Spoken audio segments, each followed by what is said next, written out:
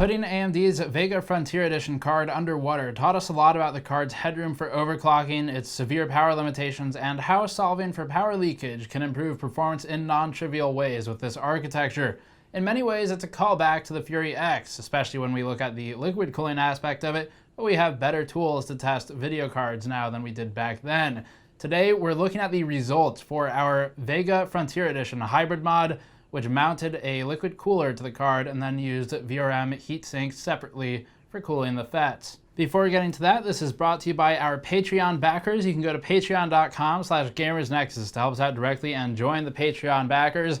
And if you join there, you can join us on Discord, where we have a Patreon backer chat with GN staff, or if you prefer, store.gamersnexus.net has our shirts available for purchase. If you watched our Vega Frontier Edition hybrid mod build log, it was not the most straightforward hybrid mod that we've ever done. We had to take an Intel bracket, CPU bracket, and drill some extra holes in it, so that allowed us to get the 64x64 spacing on Vega.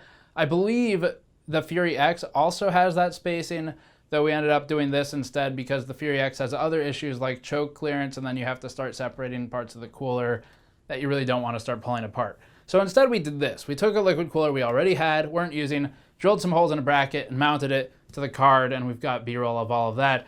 And it worked out pretty well. For the VRM cooling, we had to get rid of the plate, so did not keep the base plate on there. Instead, we replaced it with just some finned heat sinks, and honestly, these aren't even necessary. The MOSFETs on this card, it's a 6x2, so it's a 12-phase, 6 doubled basically, and it's exposed copper anyway. So if you just point a good fan at it, you'll be fine.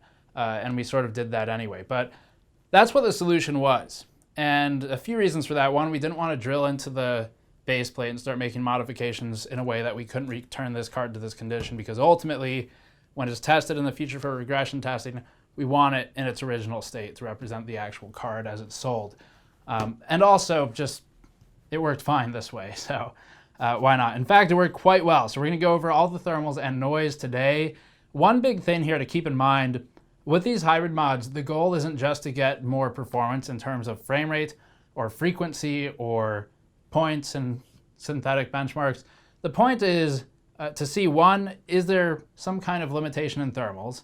And if there's not, that's fine, because the next thing you look at is, what's the noise improvement? What are the acoustic differences with liquid versus air when you can run this thing, really, if you wanted to, at 70 decibels at 20 inches away at 100% fan speed, or you run something like this at 43 and see that this will perform better. So that's a big part of it, and keep that in mind that it is about acoustics as well. And then, of course, the bigger picture here is that we do this to learn about the card. And one of the things we learned about Vega Frontier Edition is that power leakage actually impacts your overclocking headroom quite significantly.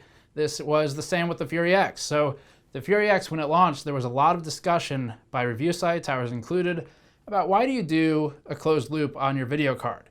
Part of that answer was you lower power leakage on HBM and on the GPU itself, and that gives you either just lower power consumption overall at the same clock speeds and voltages, or more headroom to boost the clock and voltages.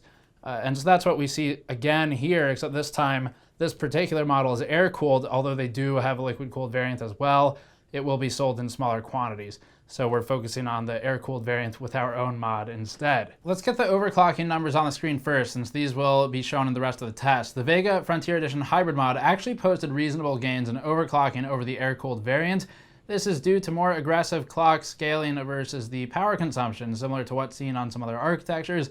We were able to max out our stock card air-cooled at around 1660 megahertz overclocked with an 1100 megahertz HBM2 overclock. This, we ultimately found, governs performance more heavily than the core, by the way. The hybrid card, with the help of some fans pointing out the VRM components, though they were unnecessary, was able to overclock to 1705 megahertz completely stable, no issues at all, with an 1105 megahertz HBM2 OC. This sustained through all the Firestrike tests, all the gaming tests, and spec view perf. We end up running our published numbers that you'll see in this video at 1700 megahertz core and 1100 megahertz memory, and we'll be revisiting with higher clocks later because we think there's some room to go a bit beyond 1705 and 1105 anyway with some better tuning. As for power consumption, our overclocked Vega FE hybrid mod had us around 33.3 amps max during our test at the rails, not counting the PCIe interface power, and that's for GPU power consumption, not total system power. So GPU power consumption at the PCIe rails from the power supply reads out at 400 watts. 33.3 amps is about 400 watts, 12 volt power. That's GPU power. Again, not total system power. This is the power limitation for Vega and is the reason we can't OC higher, even though we have plenty of thermal headroom to do so, and is something we'll look at more in the future, hopefully, to unlock a higher TDP. Either way, the most notable element here is what's not shown in temperature plots, noise output. The hybrid mod outputs a constant noise level of 43 dBA because we're maxing the radiator fan, and that's with the radiator fan only. The maglev fans boost that noise level a little bit, but we're still below what the stock card does when you're in the overclock settings. In order to sustain its lower overclock, the 1660 megahertz one, the air-cooled stock card was whining at about 67 dBA output. The perceived noise level difference here is significant. We're at more than a 2 times perceived reduction with the hybrid mod, given that this is a logarithmic scale that is, it's more than 2x. It's not a linear scale. And this next test is new. It's also pretty cool. We're looking at power leakage here using a current clamp to measure power consumption at the 12 volt rails from the power supply. We're not measuring PCIe slot power yet, which can push up to 75 watts under the spec, but maybe in the future. This test requires the card to operate at a fixed, reliable speed without any fluctuations as observed in the stock air-cooled card, which never really attained or held 1600 megahertz anyway. As such, we're running the core clock at 1300 megahertz for both the liquid-cooled and air-cooled variants, since that can be sustained without change, and a memory clock of 1000 megahertz, which seemed to help stability as well. The power offset is at plus 50%, just to further ensure there are no fluctuations. The result is on the screen now. With the air-cooled card, we start encountering power throttling that had us bouncing between 18 amps and 25 amps once the GPU hit 85C, and so we were forced to increase the fan RPM manually from its auto configuration. This fluctuation, by the way, is indicative of small throttling occurring at a level that doesn't always show up in clock measuring software. There is performance loss from the high thermals, but it doesn't necessarily show up. Increasing the fan RPM to a 51 dBA and sustaining about 80 to 83 Celsius on the core, we see that the power consumption is now around 26 amps sustained from the power supply after some burn-in time, whereas the hybrid card's power consumption, even after burn-in time and with temperatures of around 43C, sits closer to 23.4 amps for the power mark. This is also largely unchanging from start to test end, while the air-cooled card scales from about 22 to 26 amps over the period of the test. This is a 2.6 amp overhead from the hybrid mod, resulting in a power leakage of about 31 watts due to heat. So measuring with this, we're drawing 31 watts more with the air-cooled card versus the liquid-cooled card, with the fan keeping things at around 81 to 82 Celsius. When we were hitting 85C, it was starting to throttle enough in the power consumption metric that it was a much harder test to actually be comparable. But if you manually increase the fan outside of its auto settings to push a bit harder, we're seeing a power loss basically through leakage of 30 watts. And that's where the additional headroom comes from when we got the liquid-cooled variant of this card about 40 megahertz higher on the core. So that's the answer of where your headroom emerges, and it's in the extra power, not the extra thermals necessarily, though those certainly help by way of reducing power leakage. One more note, here's a look at the FET temperatures under this particular workload that we used for power leakage measurement. Our hybrid mod is able to keep the MOSFETs around or below 50C for this entire test. The stock card is hitting the upper 80s and 90s in this load, especially again with the plus 50% power offset with the fan configuration we used. Note that these numbers are not comparable to the initial review tests because they use a completely different method and a different software benchmark and even some different positioning for the measuring tools. But overall, we're within spec. It's certainly just contributing to power leakage and boosted temperature of the GPU core, given that they ultimately share the same cooling solution and are all neighbors. This verifies some of what we already knew, or at least what we thought we knew, and that is that Vega Frontier Edition is bumping against power more than anything else for its limitations. So the power limit appears to be about 400 watts through the PCIe cables connected to the card. You've got some additional power that comes in through the PCIe slot on the motherboard, which we can't currently measure, but we are looking into it. and that's the limiter. Now, to get around that, you would need a BIOS update or BIOS flashing tool and a hex editor, which is something we're looking into and trying to figure out. We may end up using something like a Raspberry Pi to flash the BIOS because no flashing tools currently exist. ATI Flash doesn't work on Vega right now. It's something we're looking into. No promises on if it'll work, which means we wouldn't deliver content on it. But if it does, we'll certainly be back and try and boost TDP to something like 500 watts and see what does an extra 100 watts get you out of the clock, assuming that the card can survive at that point, which should be feasible. If you look at BuildZoid's VRM analysis on our channel, the VRM can take it. It's just a matter of, can we get it to happen? So that's the next step. We are power limited more than anything else, but the thermal limitation sort of existed in that you had an indirect conflict for boosting clocks, and that was because of the power leakage because of thermals. Just to illustrate the clock rate stability with these overclocks quickly, here's a look at frequency versus time in our test bench as it trudges through an automated series of 3D Mark benchmarks, getting from ultra to extreme to normal, and followed up with time spy. Both clocks are fairly stable in this particular run, but that's because we've boosted the fan speed on the air-cooled card to prevent throttling. We can also plot the stock air-cooled card with no overclock and auto fan speeds, and that's this next line that's being drawn on the screen now. Moving on to power versus thermals in a spec view perf workload, which cycles load as the test executes and simulates production tests, we see the overclocked hybrid configuration drawing about 600 watts from the wall. Again, from the wall. We're back to wall draw testing, not the current clamp testing. So 600 watts during the heaviest load of this cycle. To compare versus the stock card, this is an increase from around 440 watts load from the wall originally. And that's just measured that way because we started running those tests before we got the current clamp. Despite the increased power draw of the hybrid overclock, we're actually way down in thermals from the air-cooled card. The liquid cooler also soaks thermal changes and high thermal load spikes with greater finesse, ultimately topping out around 47 Celsius, where the stock card was hitting 81 C, pretty close to its limiting 84 to 85 C throttle range. Finally, here's a quick steady-state thermal chart to show the temperature performance of various board components when the card is put through a power virus scenario. We see significant improvement not only on the GPU temperature, but the two hotspots on the VRM. Even without additional fans providing direct airflow to VRM components, our hybrid mod is well within any component heat specification, most of which are well above 100 C, above 125 C even.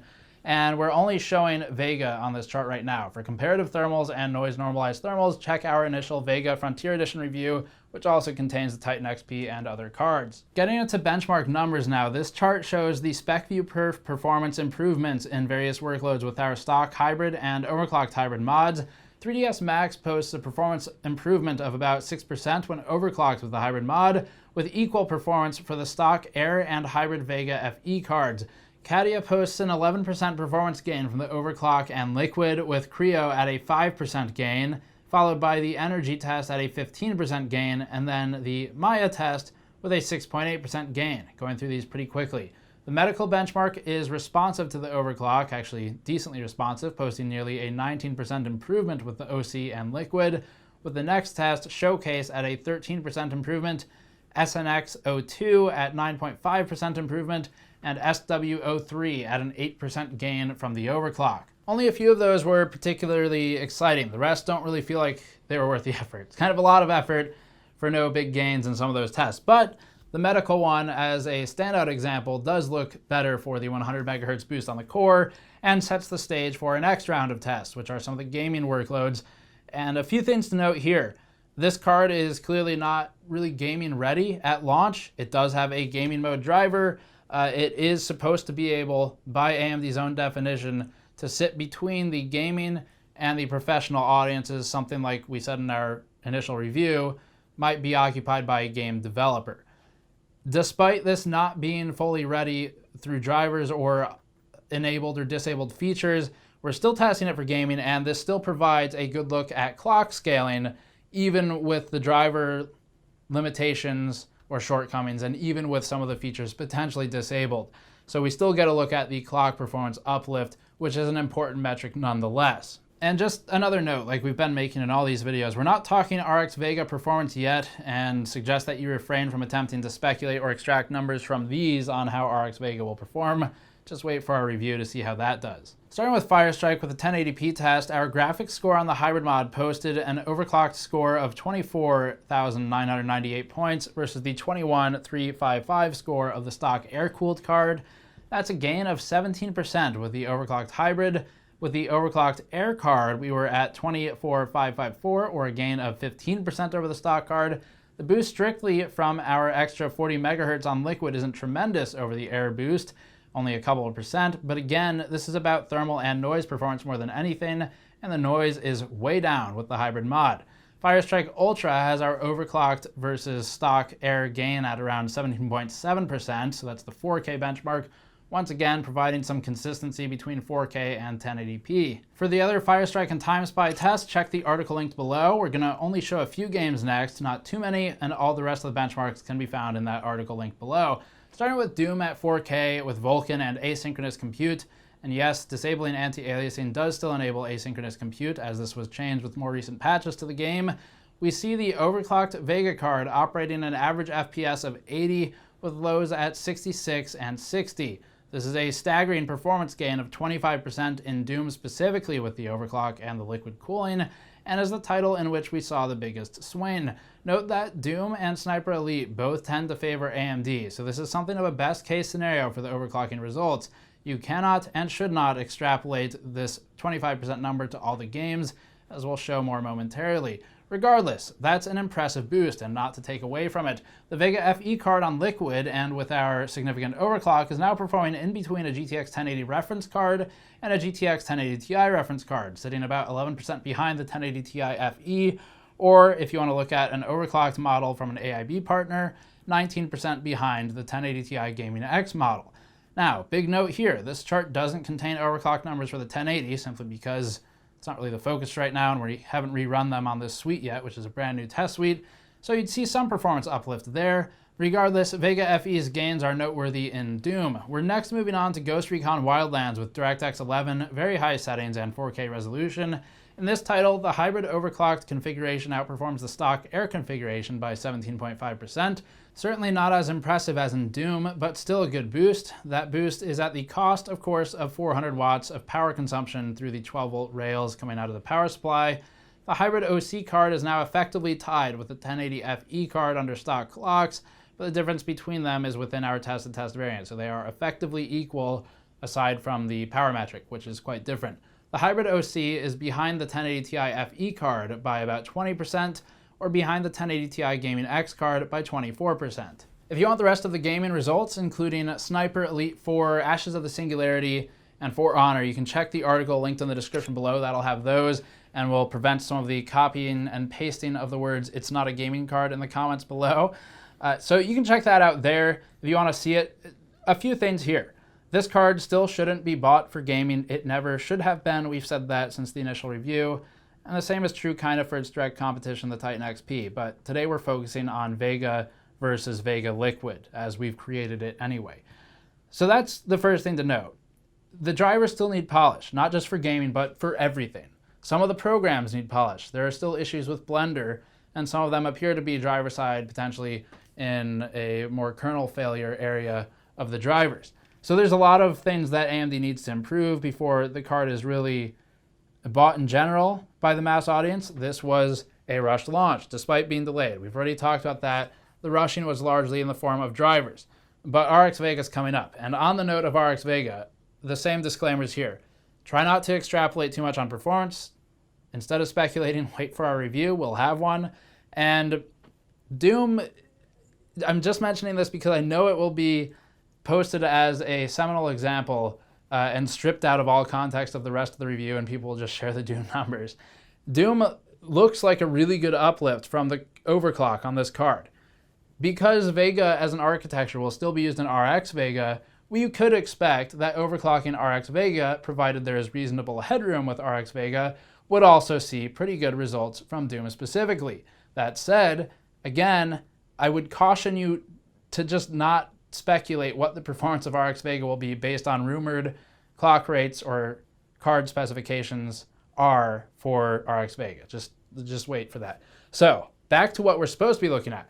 Vega versus the hybrid mod. It's an interesting question of was it worth it? because it was a hell of a lot more work than normally. Drilling the holes in the bracket certainly added a bit of time, but then you've also got to do things like deal with the base plate. And if you don't want to modify the base plate, or you don't want to start cutting into your liquid coolers, then you have to find another solution like this, or just like running more fans over the VRMs. So we got pretty decent gains in thermal performance. We got excellent gains in thermal performance, excellent gains in acoustics, and then in gaming, some of the performance uplift from overclocking was to the range of 17%, which if you look at it versus an air overclock, only a couple percent more, but way quieter and not screaming from a blower fan. So those are all decent and worth note. I am not sure yet what the difference is of Vega's officially liquid-cooled card versus the air-cooled card. Theoretically, it has a bit higher power target, and that's probably because of the reduced power leakage, if not from something else, like just modified BIOS. But from what we can see here, there are decent gains to be had with a good hybrid mod. Whether or not you should buy the card is a different question. You can view our review for that if you're curious about the card's positioning overall. But that's what the hybrid mod looks like. Uplift is good in some titles, is boring in a few of the spec view perf tests, but overall a very fun test to run. And we learned a lot about Vega, about power leakage, and about how to use new tools for our benchmarks. So thank you for watching. As always, you can go to patreon.com/gamersnexus if you like these types of tests and would like to help us do more of them. Buying tools like this, not necessarily cheap, but definitely worth it because we get a lot of cool new data out of it. So as always, subscribe for more. We'll see you all next time.